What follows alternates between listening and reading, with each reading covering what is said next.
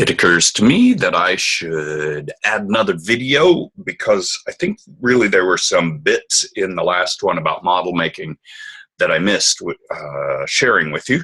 So let's continue on. Again, I think it's important that you could fast forward through some of this if it doesn't apply to what you're doing, but hopefully these will be some more helpful hints.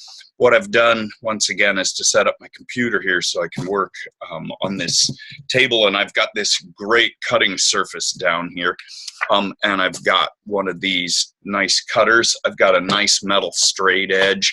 I also have an old triangle so I can get 90-degree cuts with that, and I made sure I've got some tacky glue, and I've got my mechanical pencil for drawing, as well as my scale rule. And previously I had my research out, so as I was working I could pull images off to know what it was that I was drawing. But in this particular example, what I've created for this project is a ground plan with a typical box set in the PAC.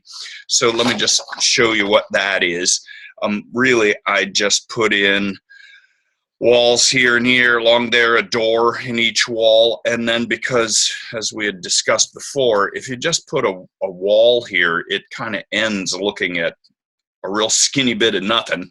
So I'm imagining the set actually has, I've added on these, I guess you'd call them returns, a little bit of a low sort of proscenium, but there's no top on it. So that's my set. And note also that what I did was I labeled each of these so they're all coded, and the label's right in front of the wall. Now on the ground plan that I'm doing, that I have actually, that I'm turning in, that I'm submitting, that I would give to, you know, the stage manager, I'd have all the furniture in here. I wouldn't code the walls, that wouldn't be necessary, and again, I wouldn't dimension, but I would also show these door swings so I know that there's space to open those doors. And note that I tried to keep my set down here where the audience being down in this zone, I can have plenty of space for the exit up here, lots of space for my furniture, and still play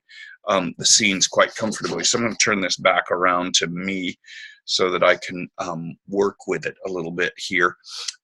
And what I then did was to take trace paper, and basically what I went along, I drew myself a baseline on the bottom of the trace paper here, and then, you don't have to do the sound effect, but it's kind of fun.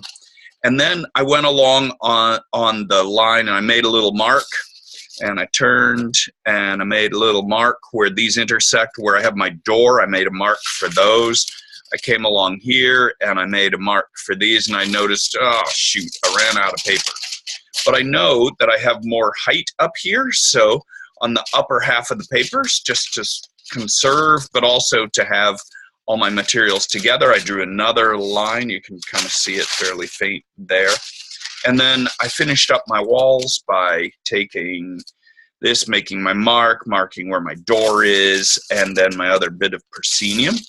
And then once I had that, I took this and drew in all my elements, again using my T-square. It went quite quickly to draw those on. I added a baseboard here, I think you can see that.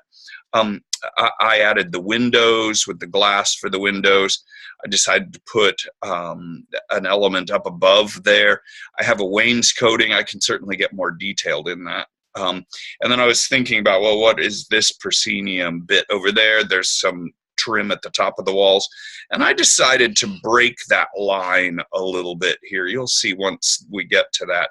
Again, I'm thinking about that positive and negative space, so it's not just one straight line. Now you may say, no, for my set I really just want straight walls on there, but yeah, I think in this instance it's a little bit easier to add that element in there. I think aesthetically that's what I'm after. So now that I have that done, so I drew it on here first, and then I went and copied it onto this cardstock. Again, there are different weights of cardstock. I think this is probably 65 pounds, and I think it's going to be a good weight for what I'm doing.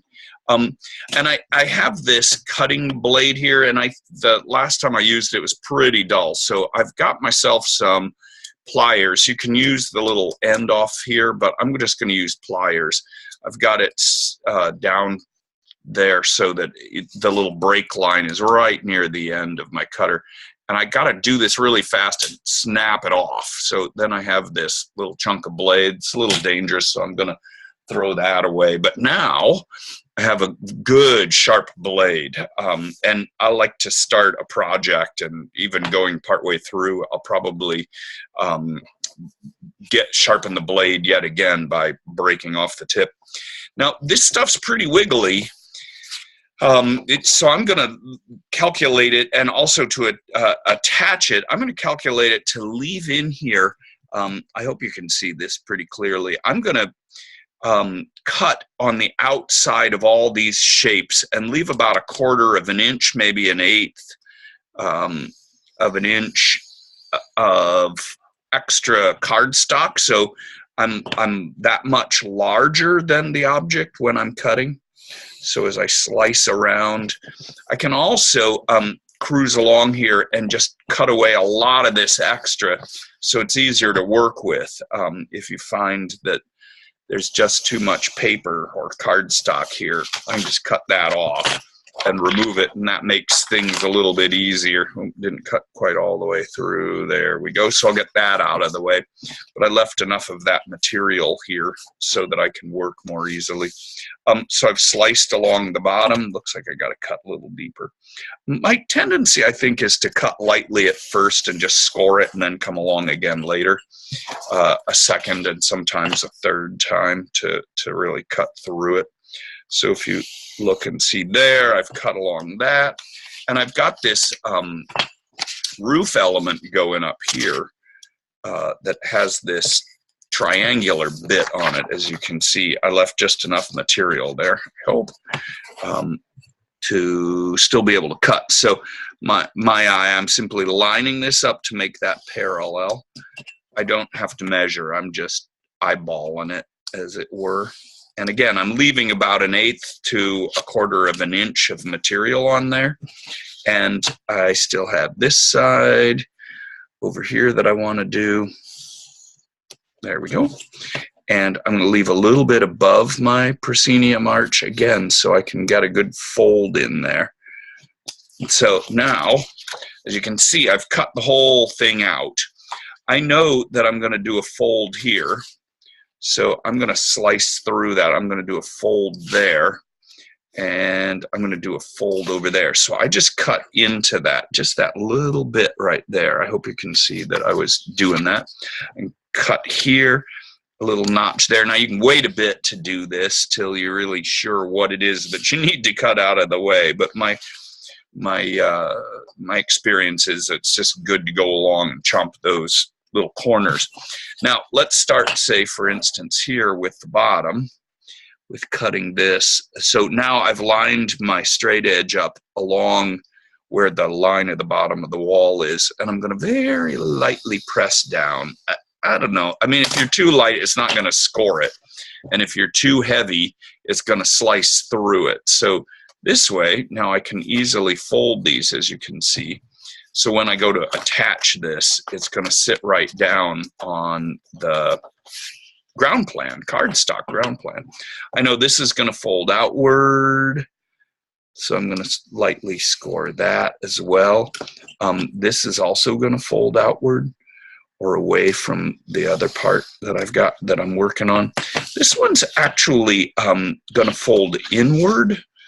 So I can see over here on the back that I've sliced up to here and here. So actually, I think to make it easier, I'm going to cut real lightly here.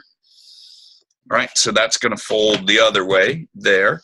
And I left myself a tab, so when I join to the other wall, I can very easily glue it on and make that fold. I just have to remember to cut away the edge of this wall so it's attaches, you know, 1-to-1 right along that edge. but I know that this is also folding the other way back. Actually, sorry, I have that one backwards. The way that that's going to fold. So the other thing that I want to do is slice out these doors so that they'll open. And I believe I pointed this out in the other video. You want to cut along where the door would open, right? And I'm not freehanding these cuts. I'm using a straight edge. It's so much easier and way more accurate, unless you're cutting curves. I really would always use a straight edge. And then I know that this is going to open out this door, and here's where the hinges are, so I lightly score there so I can do that with the door. And here again, I've got a door that is going to open. But actually, for expediency's sake, I'm going to set this up rather than opening the doors now that I'm thinking of it. What I wanted to show you was that I want to add a transparency. So one of the things, to be the windows, one of the things that's kind of fun about making these models is that you can do, you can add plastic, which will enhance the windows, and you can still see through them. So what I did was I took a copy of my wall drawing and I photocopied it onto this transparency plastic that I have here. I just passed that right through the photocopier. So I'm going to add that in as soon as I get this window cut out, these windows sliced. So I'm going to quickly come along and cut. And notice that I'm just slicing along one window at a time, but I'm also kind of going straight. So I'm not flipping my ruler around. I'm going side to side, just moving along very quickly. And again, I could cut the doors so that these would open, but I think just to put my windows in to speed this process, so you're not watching me do this forever, I'm going to leave them closed and just add the plastic as we get going here, so you can just kind of see what I'm doing. Okay, so here's the curved bit of the window here. I'm going to remove that by just sort of carefully freehanding, trying not to slice through too far, or I slice everything else up. And now I can come along here and I can cut the bottoms because I have this all lined up. Ta-da! And I can cut the bottoms of these. Again, I'm not really freehanding. I'll probably have to finish it carefully with the blade. And then these are all straight, so that works out real well. But I'm not just gonna come along and slice and get wiggly lines. I can also tell on the back how much I've cut through and where I have and have not, where I've missed it. So by flipping it over, I can see that pretty easily. And I can jump into these corners and finish the cuts. So that comes out pretty easily. That comes out pretty easily without tearing everything up. That's my hope. I'm going to slice there. Notice also how I'm holding this when I cut. I put my index finger along here and I push against the edge of my blade, the metal bit. If I'm using plastic, you can come along and kind of dig into the blade, see how that jumps along. If you're using this metal, it really helps to hold things down. This is nice. It's got a little bit of cork on there. I think there's also some wooden rulers that have a metal edge on them in the drawer in the design studio, and those work pretty well too. Got those at the dollar store, so they're not real expensive, but they can be very helpful. So I've sliced this out. You can see that and you go, oh man, where are all the window panes? Well, I'll show you. And I have sliced also my door so that it can fold, because I put a little cut on there. So now you can see that the door folds open, and I can fold this down now. So I have my little bit of base to hold this thing real steady. I can, oh golly, am I doing this right? Yeah, this folds here. This is going to fold here a little bit. Yep, I made those cuts proper. And this is going to fold back this way, and this one folds back that way also. Now remember, I did, here's what happens in the corners. if you don't slice through. So you could even cut away the whole corner if you want to. Remove all of that. And then up here at the top, this all, I think I scored that lightly. And that folds down now. By doing this, I can even fold that over if I want to make that stronger. But by leaving this little extra bit right along here, that keeps all of this nice and straight and strong. This folds around, that folds around, and I can check this on my ground plan by simply grabbing it now. And one of the nice things about drawing all these walls together is I've only got a little bit of gluing to do here. And I can see that this all lines up. Let me see if I can tilt that a little more for you to see. So this is all going to just sit right on there.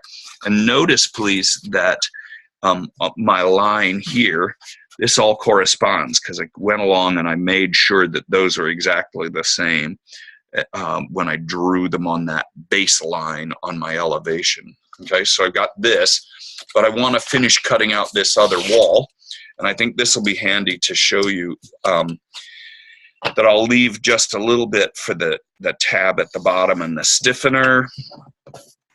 All right, and if my set were bigger and I had more walls and more folds, I'd just build all that right in and draw that, you know, cut it out right after I finished drawing my elevation.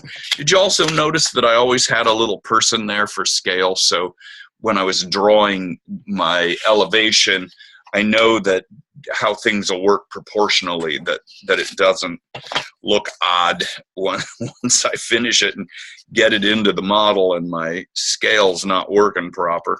I'm going to go ahead and take out these little corners here. I'm going to leave my tabs up here. All right, sorry, my glue's in the light there. Let's see, so slice there. And I'll come along. Again, notice that I'm pretty, you know, like 1/8 of an inch maybe up above where the actual lines are going to be. And then, there we go. Then I have to do my little score along the lines of the folds there. I'm not pushing real hard, remember. If you push too hard, you'll just slice through, and I say that from experience because I've done my share of slicing through. And I cut there all the way through. I'm going to cut this little bit there so that folds and get rid of that little tab up in there. And I got another door that's going to open. Oh, I got to do this slice along the bottom so that this will fold back. Ta-da! And then I'm going to cut this bit along here with the door. Right there, and I'm going to cut this bit here at the top. I'm being careful not to confuse where I'm cutting because I want to leave the trim that I drew around the door. I want to make sure that I'm not slicing that by mistake. And I'm going to cut along the baseline here so that, there we go. And then this goes on here. And we have this little notch bit, and the door opens off stage, which I think makes it a lot easier, both for the actors and when you're building scenery. Just so much easier. Whoops, I forgot to put a slice on here. I know that because when I went to fold it, it did not fold anywhere near a line. So I add that little tiny score with my blade and a straight edge, and this thing just drops right over for me. So as this wall comes around, ta-da, that does that fold. Now I've got this tab on here, and I got this wall, and things are supposed to line up. Oops, forgot to fold that back, fold that back. This is supposed to all line up right there. So now I can take my glue, and if things aren't holding proper, I can certainly grab some tape and stick a little bit of tape on the back. Obviously don't tape it on the front, but if you can avoid using tape, I really recommend it. It just gets kind of ugly. Doesn't look real professional and may prove kind of frustrating along the way. I've got a little tab right there at the top that's getting in my way, but can you see how I'm just kind of gluing that on there? Just line this up. Ta-da. And then that should sit right down on there. Oops, sorry, I gotta cut this nubbin at the top away. That's not working out well. And you know, I didn't slice these up here. I'm forgetting all kinds of parts and pieces to cut. So a score there. I've got to put a notch there for that top part. And a score here so that when I can fold this back and this wall will stay nice and straight and strong. I'm going to get rid of the nubbin down there and the nubbin there. Come on, get off of there. It's getting a little weird because I got glue on it now. I'm going to have to go back and add a little bit more glue. Try not to get glue everywhere. Please notice also that I made that proscenium just a little, or not proscenium, I guess the wall return, we could call it, just a little bit taller. I think I may have to add more glue to that. That lines up pretty well. Get that straight anyway on there. Nope, it's not lining up. Let me put some more glue on there and try again. This is supposed to go real smooth and fast and professional so that you're impressed by this video, but well, we do what we can. Here we go. That's better. And I really want to make sure that I line all this up, that these things are matching properly. I can actually see here in my model now when I was drawing this, because that was a separate wall, I didn't quite draw these lines of trim exactly the same. I think I got the baseboard and the wainscoting pretty close. But so can you see how that's now sticking along the back? That's holding together pretty well. So now it really looks like one big box set walls. And I really I could speed the process along because I really only had that one bit to glue on there. I think that works pretty well. And now, before I go too much further, I want to take my transparency and cut out this window here so that I can show you how this is all going to work together. So I'm cutting a little bit larger a piece than the transparency that I need, but not so big that it's going to stick out everywhere. This is a little harder to cut, I'm finding, because it's pretty dense material. There we go. So I cut this part out. Hopefully this isn't too wasteful. Oops, missed a little bit down there. Come off of there. All right, so now I've got this, and I can take this and check it, but it should just line up here on the back, hopefully. And when I flip it over, it may be a little easier to see if you take a look at that in front of some other white paper. You can see how my window has been installed. So I'm going to just take a little more of this tacky glue. I don't have to use a ton of it because I think it's really going to hold pretty well. But I'll put a little in the corners, a little bit at the various pick points where these things are going to touch down. And then I can take this, and because I have it on some white paper here, I can line that up pretty well. And I'm trying not to slide it around everywhere because this glue will go gloop all over the place. Though it does dry clear, I don't want foggy, smoky glass, you know, I suppose, at least not in this instance. And you can see how that's stuck on there. So get that piece of paper out of the way. And now I have my ground plan sitting here. Hopefully you can see that pretty well. And what I need to do is take this glue here and add it on. Yeah, how am I doing lining up? There we go. And I'm going to put some glue along the, oops, sorry, you can't see that. I'm going to put some glue along these tabs here, all of the ones on the bottom. Yep, so that'll stick down. Some more here. And I did do all my folds and everything in advance to make sure that everything has the fold it needs, so I'm not going to get glue everywhere.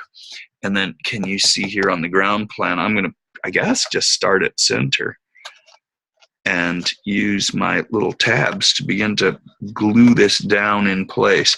Now let me spin it around so you can see what I'm doing here. I'm peering down at the lines on the ground plan, and then I'm pushing these down into place like that. Now, have I got that lined up back here? I want to make sure I do, so you can see how I'm lining this up. And if I have to maneuver and reposition things, I might have to add a little more glue to it, but I think I'm coming real close to matching up my lines, and I'll show you how that works so that hopefully you can see that. I tried to match these lines along here, this line along here, though it's all a little wiggly woggly given that the glue has not set up. But if you note, now with this, hopefully you can see all of this, I have my walls in place, my set is pretty well assembled, and I believe it's glued down quite well. I'm going to check it periodically and make sure that that tacky glue is drying as it's supposed to do. But you can see how the window works and all these other elements, and I can come along and add more things into the mix here. I'm going to add my furniture and other bits that I have. But I also wanted to show you, real quick, if you were making, say, a column for your set, you had something that you wanted to have 4 sides on it. I'm just going to draw up a little shape here to show you very quickly. And let's say I'm going to do each side is going to be 4 feet across, and so I know in using my scale that's 1 inch is 4 feet in 1/4 inch scale. Now, to make sure this is all going to line up, I'm either going to put it on my drafting board with my T-square, or I'm going to use a triangle, line this edge up here to go straight along that line, and then zoom along here. And I know that I'm coming in pretty parallel. Even if I'm a little wiggly, that's not too bad. And so I could put something on each side. If I were making triangular pieces that are called periactoi, I don't know, we were talking about those in another class not so long ago, where they have 3 sides and you spin them around. Obviously, I just do the 3 bits there, but I can put my various bits of artwork or shapes or whatever that is onto these. And when I cut this out, I'm going to leave one end with a tab, all right, like we talked about before. Yep. And I'm going to cut a little larger than the piece itself, again leaving about 1/4 to 1/8 of an inch around this thing. And over here, though, on this end, I'm going to cut straight flush with the end, leave that line there. And here I'm going along. Okay, so now I've removed this, and I'm going to lightly score where I'm going to do all my folds like we talked about before. And knowing how these are going to fold, I'm trying to score on the proper side. If you scored the other way, you know, on the wrong side when you go to try to fold it, it's more difficult to do because the slice is on the inside of where you're folding, and it doesn't always work so well. So I'm scoring each of these very lightly, right? It's almost like drawing a pencil line is how hard I'm pushing down on this thing. It's not super duper strong. I got to finish that one. Now, I remember that when I try to get all these things to meet up, I really have to take out these corner bits because that does get in the way when I go to fold all that to put it together. So that's much easier. And so that these fold properly, I'm going to put a slice in there and cut all the way through. Does that make sense? So I put this on here so that that will slice and get out of the way. Now, because I've scored it, I don't have to glue everything. All I'm doing is gluing that one bit there for that one intersection. And because I left these tabs, this is a little bit stronger at the top, and at the bottom I have a surface I can glue down with. I suppose technically I could leave these out of the top. I don't necessarily have to do that and include that extra bit up there if it looks messy or whatever, but I think it just makes the whole object a little bit stronger. So then I can just take my tacky glue, come along here and add this little extra bit onto there. And you'll see how fast that comes together. Right, like that. Now, if I were making a table or a couch or a chair, I could build it very similarly as this.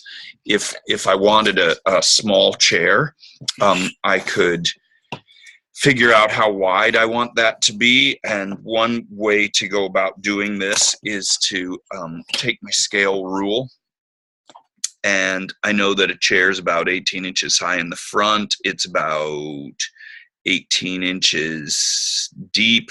The back would be a little closer to 3 feet high. I think this is going to be a little too wide for my chair, perhaps. So I'm going to take a little bit more off of it. But what I want to do is slice along here. I'm using the square in the table here to make sure that I'm getting a nice square 90-degree slice. That I'm not cutting through. I'm cutting very lightly where each of these intersections is. So now I have this much, and actually there's what I was talking about with that fold going the other way. I should have sliced it the other way. But as you can see, what this is giving me is just about the whole chair. And I can come along and measure fairly accurately, or I can eyeball where this is going to be cut off. So let me just drop that into place here. And then when I fold that, I've got myself a little chair if I add my tab of glue. Now, it would be great if there was a little bit more thickness to the seat, but this should, if I go to glue that down, that should be a very good chair. And we can see how that works then in my model there. So you can kind of check that out, and I can glue that in. I could make a table in a very similar fashion, you know, slice, cut, build furniture in that way. It's just sort of thinking through where you want these elements to be. And one last thing I guess I'd show you is if I were creating this, making a proscenium arch to go on my set, how would I know how to line that up? Well, I'd make sure that it works with my ground plan, and I know that I'm not sure I'd add this onto this particular set, but I'd make sure that it's lining up here on my ground plan and get my measurements, make sure that's working. I've got my baseline, but how do I know how big to make it? Well, I'm going to get my front elevation of the PAC, which also is in 1/4 inch scale, you can see here, and I make sure that this lines up, and that if you look over here, you'll see that the balcony's there, and I want to make sure I fit in between the two bits of balcony with my proscenium. If I'm too wide, it's just not going to fit into the theater, and that'll be a problem. I also want to make sure that I haven't gone too high and that I'm getting up into the catwalk. Sorry, I got scrap paper everywhere, making a mess. I don't want to bump into the catwalk. So when I drew this, I made sure that my lines are below the catwalk in there. So then I made a photocopy of this onto cardstock. And you could create just, if you felt like it, you know, just a regular straight proscenium arch. You could make one with a shape in it. You could do it with drapes if you felt like it was going to have some kind of teaser or something going on there with that. Lots of options. But again, like when you make the other the other objects and walls and what have you, I would recommend that you come along and cut slightly larger, because you're going to have those tabs, right? And I'm just going to do this really quick because I know I've been talking a long time and you want to get to making your own model. But I'll just show you on here. Hopefully this is helpful. And you see how I'm cutting that out very quickly, getting on the outside of that, and I'm going to slice along here. And then at the bottom, I'm going to leave enough to hold me for a tab that's going to secure this to the stage floor, to my ground plan, which is also on cardstock. So I just tore off all those extra bits and pieces, right?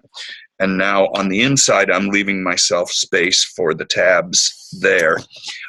Because this is going to have a kind of a bit of a crazy shape to it, I'm just going to very quickly, now if I were really doing this, I'd want to be much more accurate than I'm being, but for the sake of time and what I'm doing here, so I'm not burning up your whole day, I just did those, you know, pretty close as far as accuracy goes. I'm going to line this up. I'm going to put my faint slice on there. I'm going to put my faint slice on here, right? I'm going to do a faint slice here, just pushing lightly, right? And then I'm going to do that here at the top. Cruise along, right? I'll do these last sides over here. Hopefully you can see all of this clearly enough. And this last little bit there. Right. And this bit down here. Again, this is just, maybe I should have even made that tab bigger, because that's what's going to anchor it. I'm going to cut away these little corners because I know where that folds. It's just going to get in the way. And I want to cut this to here so that when I fold that, it doesn't crinkle where this whole thing comes together. I'm going to take away these corner tabs so that does that fold very cleanly, right? Can you see how those are gone now? That's supposed to be gone. I'll do the same at the top. You can do it where you leave one of these so that when you make the fold, if you want to leave a piece of that tab there, when you make that fold, you see how this now will drop over, and then that drops onto there, and you can glue that so that that corner comes together like that. Or you can have it like this, where they just come together and you don't have that connection there, but it adds plenty. I think without it, you've got enough strength. And then here, right, so I'm folding that. You see I've got my proscenium arch, right, folding along the top. And because I've left this tab, it's really quite strong, I think. It's got a little bit of wiggle, so I laid it down to get that straighter there. I got my corner here. I'm folding that. I'm going to fold this. And then I got my tab there. I could even fold my tab out to the front, but it's not going to be nearly as clean. So you can see how I now have my little proscenium arch. And if I were adding it into my scenic model, I could certainly glue it down. I could add a triangle, a jack brace along the side over here, something to help hold this up as it comes into place. If we were building this in the actual PAC, I'm sure we'd go up to the grid up here at the tippy top. But that gives you an idea of building a little bit more, some more pieces for your model. I really hope that this was helpful.